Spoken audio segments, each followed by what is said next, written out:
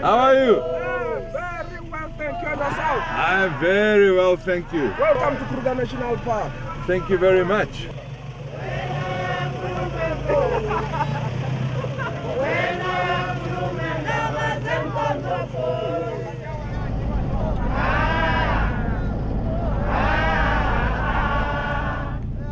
I'm driving in the northern parts of the Kruger National Park, and my story is about a tree, an endangered tree. It's listed as threatened. As a matter of fact, it is so threatened due to poaching that they've now brought ex-game rangers back from retirement to come and help guard the tree 7 days a week. But that's not what my story is about. My story is about a new experiment they're about to conduct, and that is to bring in a sniffer dog in the hope that this dog will be able to help us find even more colonies of this very, very special tree, Walburgia salutaris, or as the common name goes, the pepperbark tree.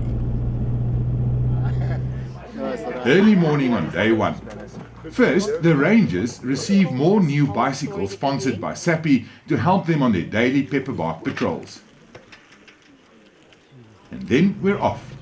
The trees are in a remote part of the park, off the beaten track, and we have to go on foot from here on. Meet Faust, the star of the day. He used to sniff out cheetah scat for a living, but Rox has been retraining him to try and point out pepperbarks. But that was done with saplings in old days, and this is his first visit to the park and also to the real McCoy. First, the rangers who guard these trees from the poachers will take us to a known group of trees, so that we can see if Faust can indeed find them amidst all the new smells and the excitement of being in a strange wilderness. It is quite a long walk before the rangers signal that we have indeed reached pepperbark territory. Is it this one? Is this one? Yeah. Okay. Because Faust can't speak and is so excited, it is hard to tell if he realizes why we are all staring at him and at this inconspicuous little tree. Now we've been working with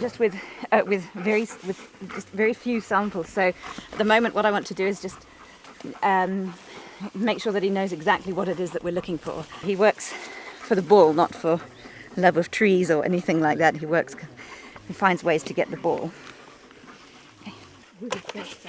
Okay, well, let's see if we can find them. There's two down there. Do you think if we walk down there you can find them? Well, let's give it a go. Yeah. Which direction am I headed? Michelle Hofmeyer runs the Skukuza nursery and is also the Warburgia project leader. And with a little help from his friend, Faust does find a smallish Warburgia. Well, sort of. We think.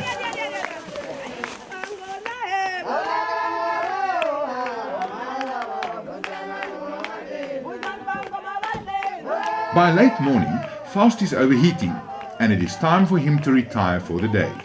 But Rock seems happy with the way things have gone.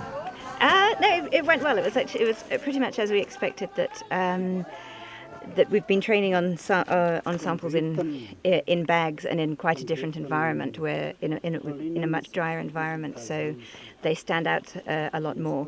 And where the trees are much bigger, we had little saplings, so we expected there to be a bit of a jump between these small trees in an environment where they stand out, and then suddenly big trees which are generating a lot more scent, and the scent is much more diffuse from the big trees, particularly as it gets hotter.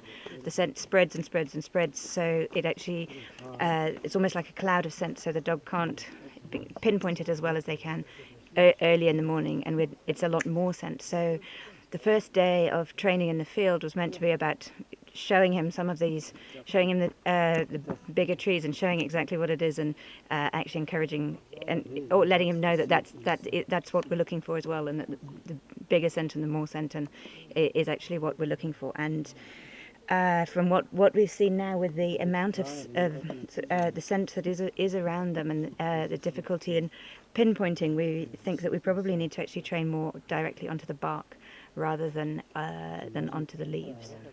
In the afternoon, while Faust is resting in the camp, we soldier on to one of the pepperbark communities that has been hit hardest by the poachers. These shiny leaves belong to the pepperbark tree. But now if you look at the bark itself, you'll see that it's missing because this tree has been harvested by the poachers. And this is one of the more recent attacks. This happened in January 2014. And the reason why this clump of pepperbarks over here has been targeted by the harvesters is actually quite simple. If I look just on the other side of this hill from where I'm standing, I can see where the people are. Now keep in mind that they don't have these trees on their side anymore and they need them for medicine. So 1 + 1 unfortunately makes 2. At the top, wherever you see nice clean lines on the bark, then it means it's been harvested. Harvested, yeah. And then it's grown back again. But it's really a very robust grower. It is, isn't it? Coppice. And even when the roots seem to come to the surface and they get scratched by a buffalo or whatever, then it will coppice again. They're It's really amazing, very, isn't it? very robust. And that's what actually saves them, because where the bark has been stripped off, then they just grow from the base, you see. Yeah. Day 2, and Faust has joined our ranks again. As we are walking, I can't help but wonder whether I'm the only one secretly wondering if today will be the day. After a long trek through the bushveld, we finally reach a clump of pepperbarks. But we don't tell Faust about it. We're in a cloud of it, so there's trees behind you and trees here. And so there's a lot of the scent around, so it's hard for him to pinpoint exactly where it is. He knows, he's reacting and he knows it's here somewhere. But it's hard for him to pinpoint an exact scent because there's trees, yeah, all around. So there's uphill, downhill. So he knows he's in it, but it's hard for him to say, this is the tree. And that is pretty much that. Before the next hike that afternoon, we learned from Rox that Faust hurt his paw and won't be joining us again for the remainder of the trip. But back at the camp, he does show us that at least he can find the little bagged saplings with which he was trained. For Rox, it means back to the drawing board. It would need more field work. There's not much else we can do at home. It would need, I would want another couple of weeks in the field. At least, if nothing else, Faust has pointed out the wisdom Sandparks and Sappi had in bringing retired rangers back and equipping them to look after the pepperbarks. Their knowledge of the veld has proven invaluable in finding previously unknown communities of pepperbarks, marking them and then safeguarding them from the pressures outside the park. It seems that if the dog is going to work, and that is a big if, it will definitely take a lot more time. And also, even though the project is doing well inside Kruger, they've located a lot more trees, the poaching has gone down since the guards are there, all of this will be useless unless in some way we can address the problem at its roots. That is, outside the park where the need exists for the bark of this tree. And the good news is that this is exactly what is happening. Sandparks, Sappi, the Botanical Garden in Mbombela, and the Agricultural Research Institute have all joined forces to try and come up with a proactive plan for outside the park. But that is next time's story.